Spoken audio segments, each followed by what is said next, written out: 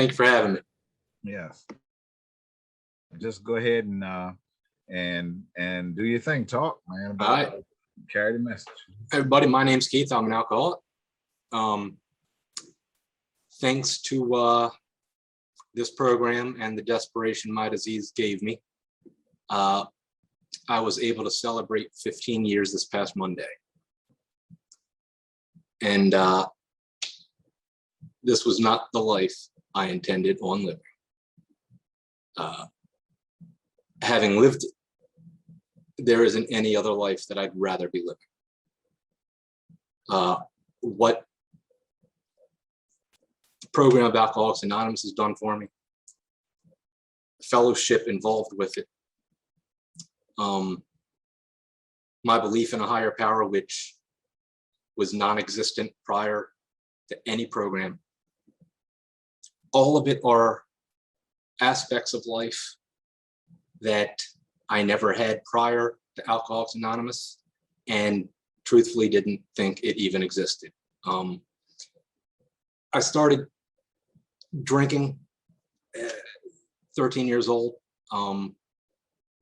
high school or junior high parties, and then went to high school, and Friday and Saturday night, wait for the weekends and get drunk with everybody. And it was normal for me. You know, it was the normal way to live. I watched all my friends do it. I wasn't doing anything abnormal. I'm drinking in my mind as much as everyone else around me. And I still enjoyed my life at the time. College comes around and I'm no longer living at home. I'm now on my own on a campus, and the weekend drinking went from Monday to Sunday.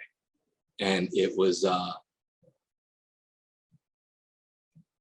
more drinking than I guess I was supposed to do, because after 1 year of being at Maryland, they told me I wasn't allowed back. Apparently your GPA has to be higher than your blood alcohol content, and that was not the case for me. In fact, my first semester, I got a 0.75 GPA, and my parents told me, Keith, we didn't send you for a vacation. You're there, you're there to learn, and me and your father are not going to pay for your vacation anymore. You got to come out.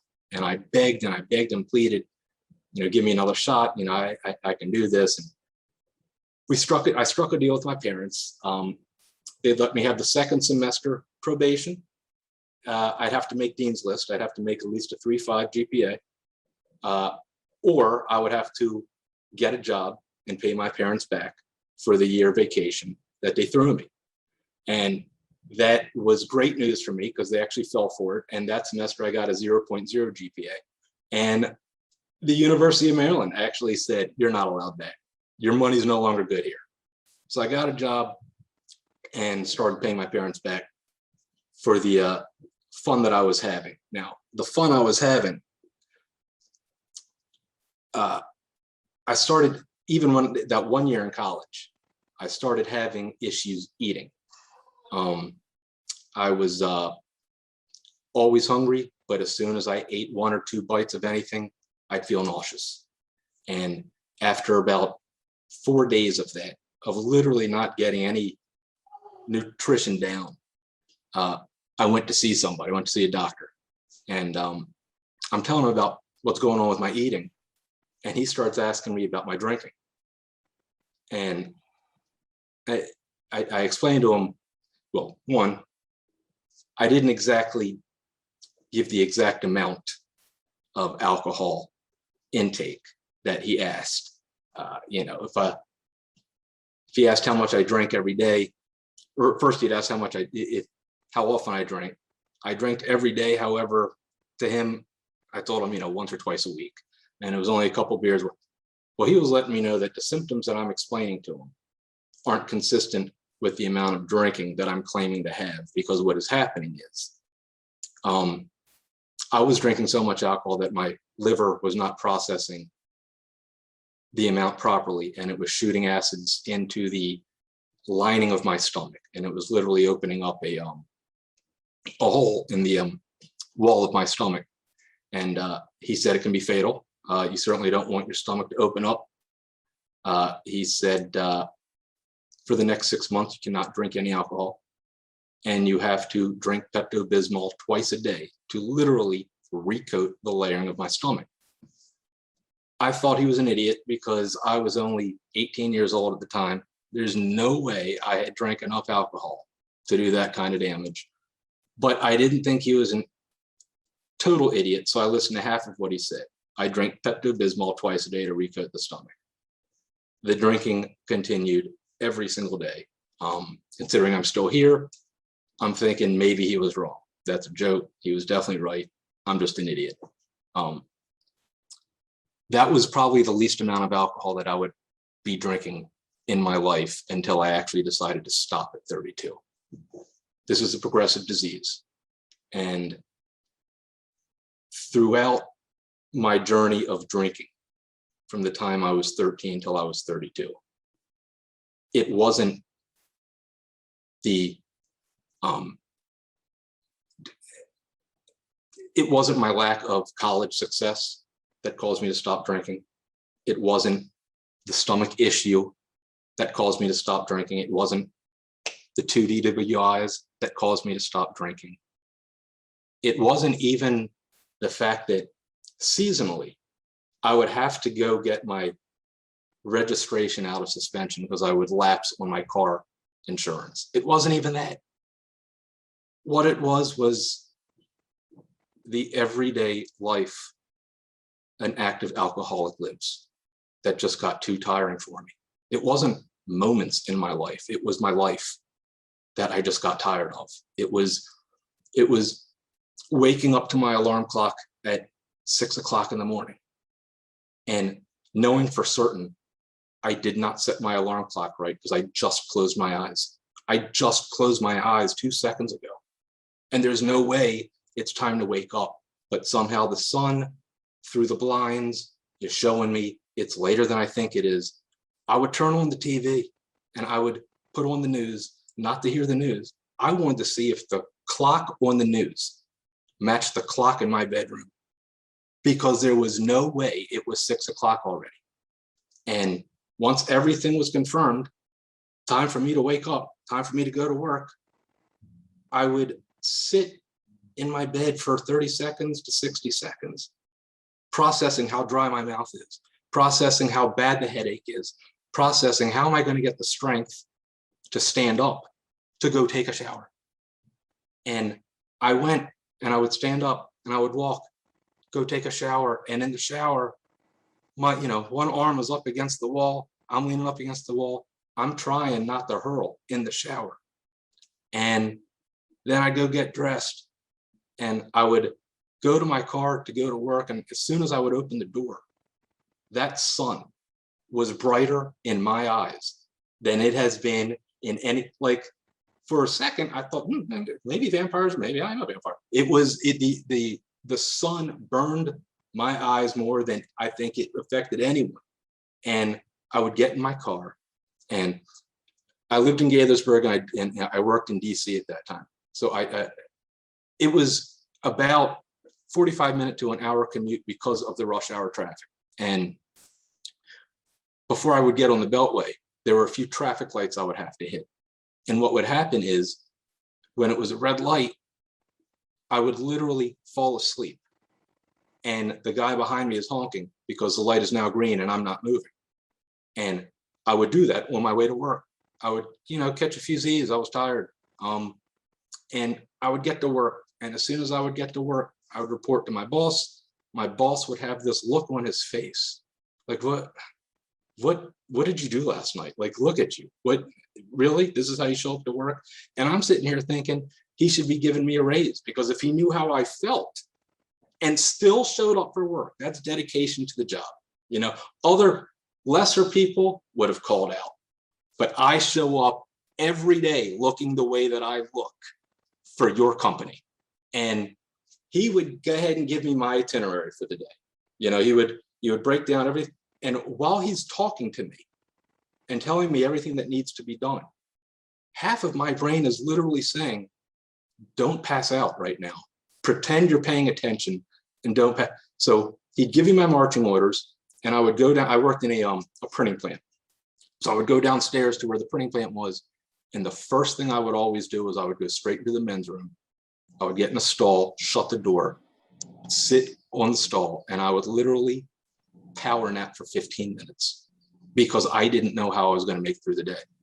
And I would get that quarter wind going, and I would get up and I would start walking around aimlessly and do this and that. And then 12 o'clock would come, and the roach coach would come, a little lunch bus would come, and we'd go and we'd all get our lunch. And the worst thing I could have ever done was eat lunch, because as soon as I ate lunch, the sugar coma that would hit me. I mean, the idea that I had to go somewhere right now and pass out because I'm exhausted now. And then that would go on throughout the day. But the strange thing would happen every day at 4 o'clock, every day at 4 o'clock, I would get this second wind of, I have an hour left before I can go to the bar.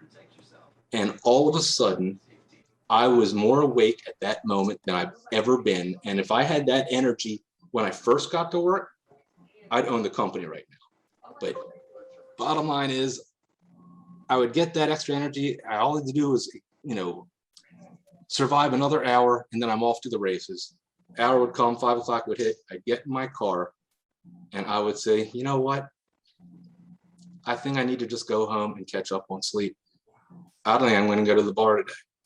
And what I would do is, halfway from my house and where I work, there was a Safeway. And I would pull into that Safeway every day driving home from work because I was falling asleep behind the wheel again.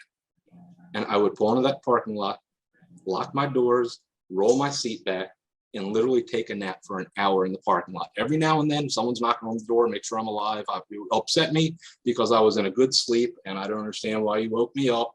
But when I would wake up, I would realize I don't need to go home and catch up any more rest. I can go straight to the bar. And so I would go to the bar. And as soon as I walked in, the bartender would see me, and he would just point at the seat, the table, the bar area where the stool was at my drink. I was a Jack and Coke guy, and he already had the Jack and Coke there waiting for me. And I would look at it, and it would literally take me 30 to 40 minutes to drink the first drink. The ice had already melted before I really even took the first sip, because the smell of it started nauseating me. The smell of it started churning my stomach where I was nauseous all day. But something about the way my body reacts to alcohol, once alcohol is introduced to it, once that first drink was down, I promise you it didn't take 30 to 40 minutes to get the next one down. They started just flying down, and it would be drink after drink after drink. I would end up closing the bar down. What they would do is they would actually open up, whoever was bartending that night, they would actually not pour my drinks from the bottle of Jack Daniels that was already open. They would open up a brand new one for me and only pour my drinks with that one, because they were curious if that was the night I was going to kill a bottle of Jack Daniels. Now, I'm not going to sit here and tell you how badass of a drinker I was. I don't believe I ever actually killed a bottle on one night by myself, but I know it came pretty damn close.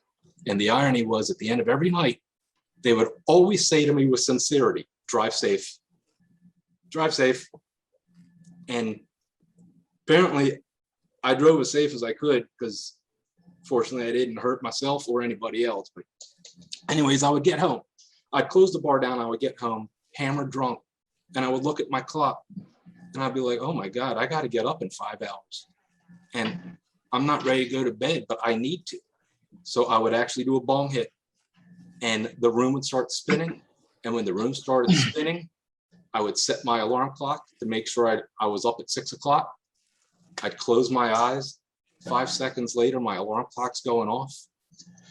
And I'm like, there's no way that alarm clock was set right, because I just shut my eyes. And the sunlight through the blinds is showing me. And I turn on the TV, and the time on the clock on the news. This is how I lived my life every day. That wasn't a particular day. That wasn't a unique day. That was my Monday through Friday. day. And it wasn't just the amount of alcohol I was drinking. It was 4 or 5 hours of pass out sleep each night.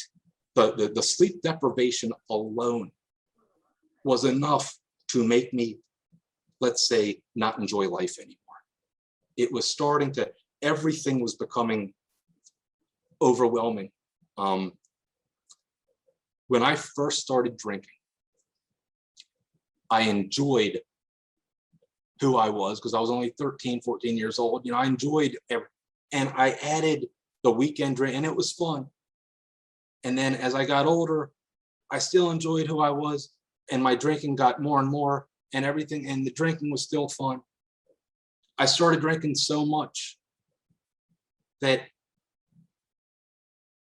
I didn't like the way I felt when I was sober anymore. That is when my alcoholism started really becoming the disease that it became.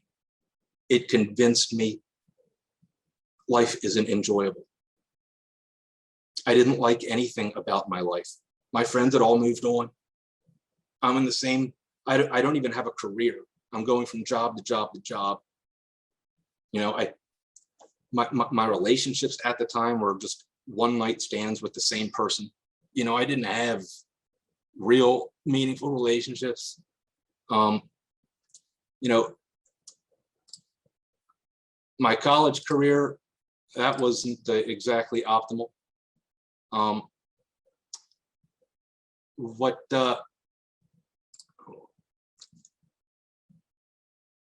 Everything about my life, I started realizing I'm nothing but a disappointment.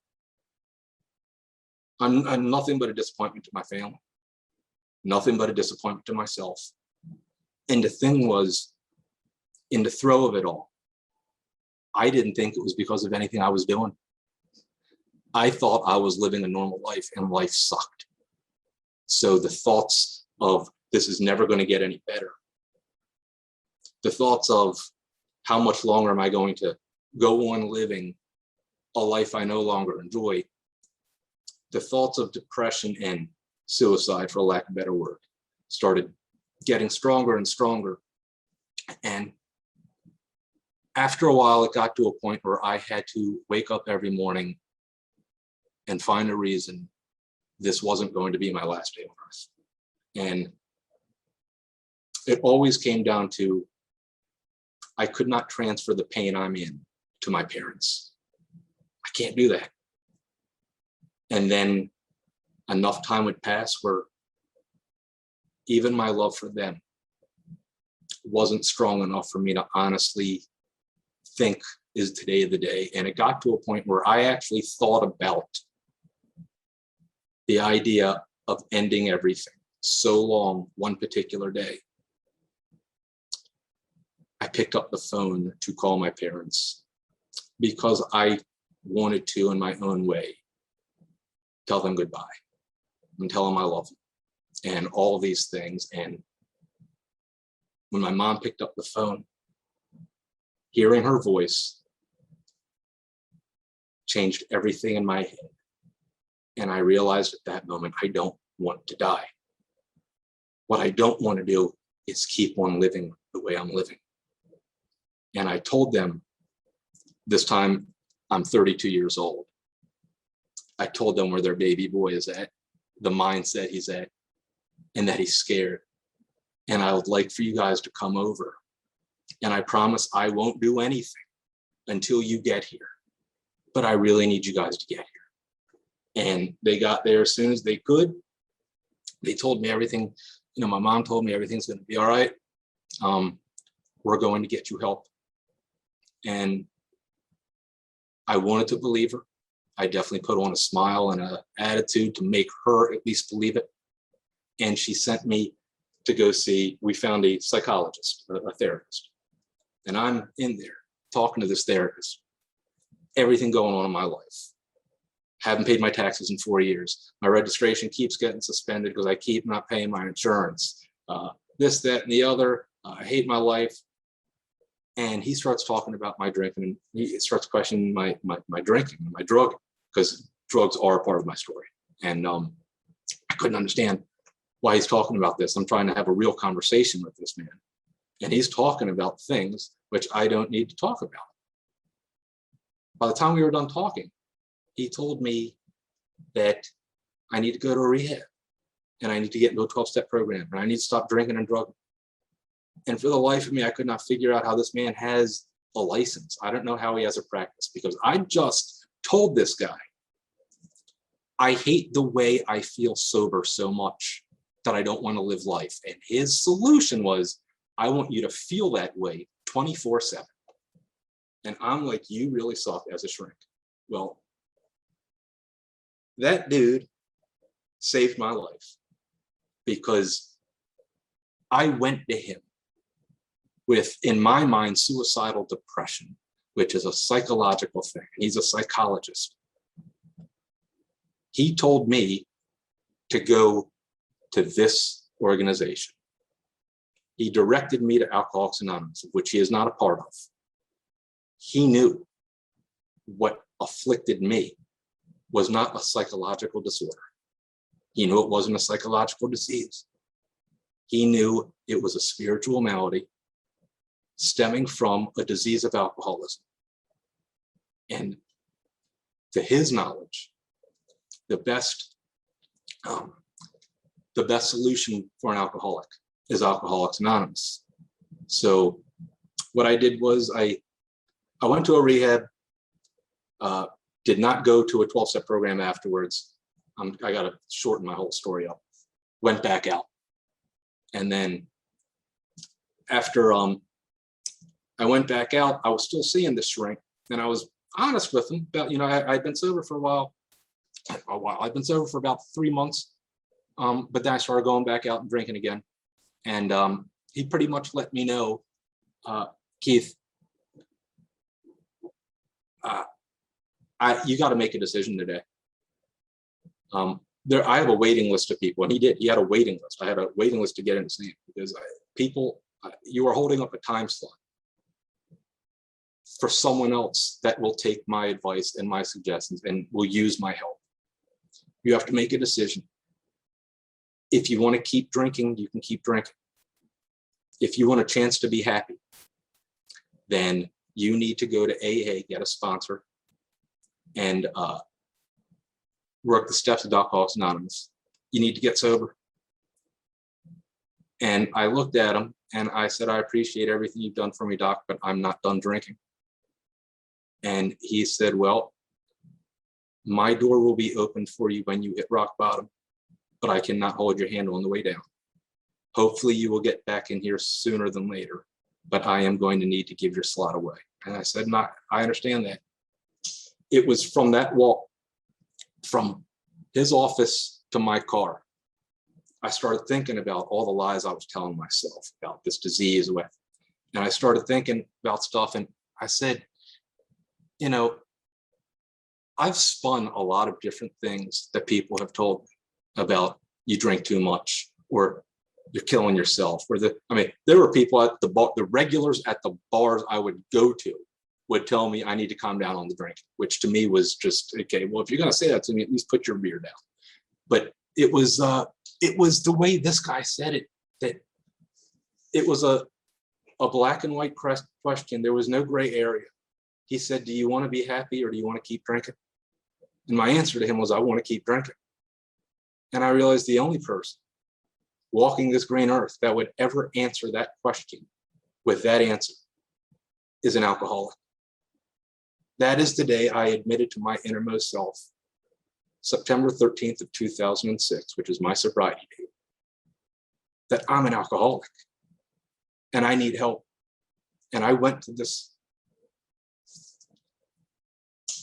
place, organization, this fellowship, this program of Alcoholics Anonymous.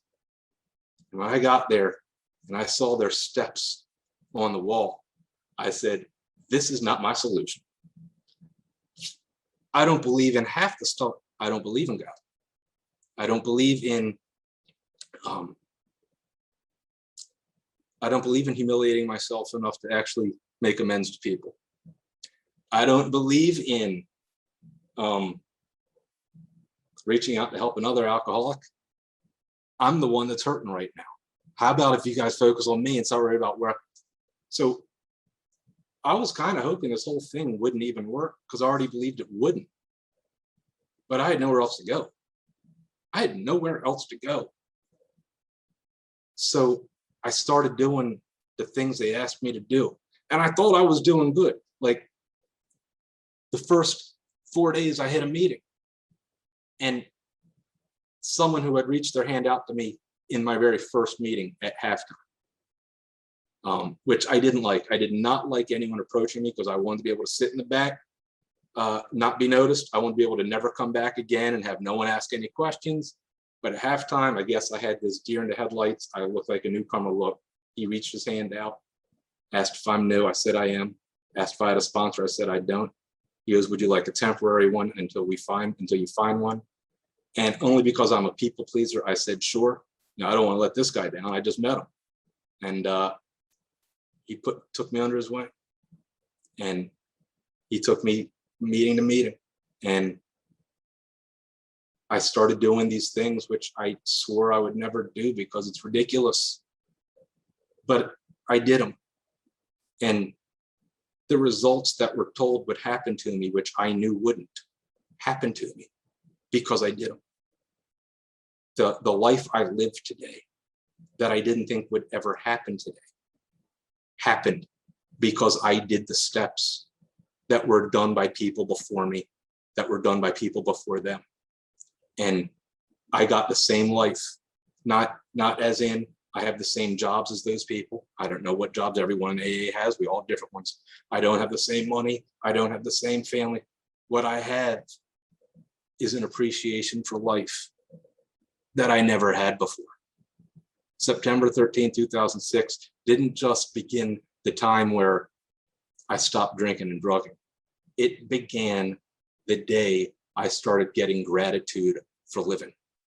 It became the day where I don't want to put a substance in my body to change the way I feel because I like the way I feel now.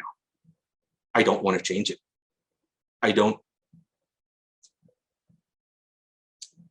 I got a minute or two left. The one thing I don't like about having to share my story is I get so wrapped up in how it used to be that I look at the clock and I got to cram the recovery in the 5 minutes, like 25 minutes of misery, 5 minutes, and it ain't even close. Like I'm literally getting goosebumps right now, thinking about how much different my life is today and how much different it could have ended up. The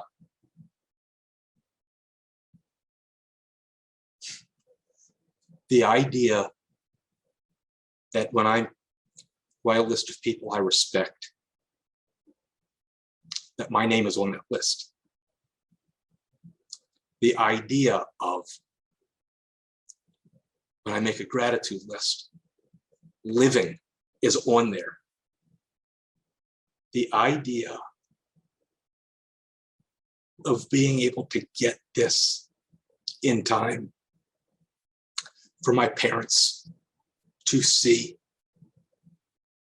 that when they pass, and my mother passed last year, that their son is going to be okay because he's never going to be alone. My mother used to ask me every August, when are we celebrating? She loved it.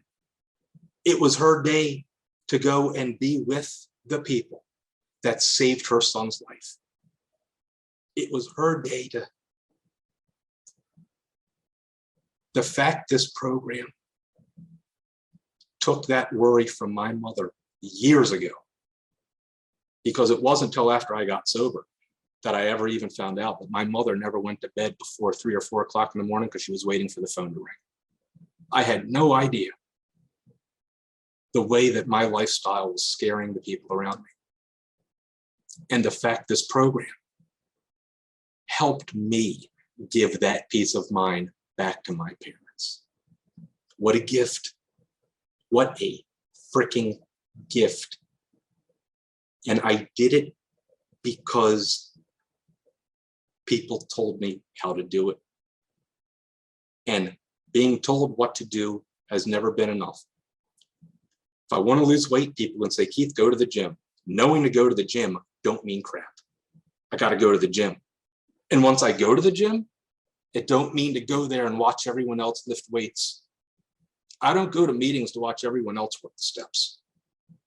If I'm just watching everyone else work out at the gym, but I'm at the gym every day, but not doing anything, wondering why is everyone else getting stronger when I'm here too?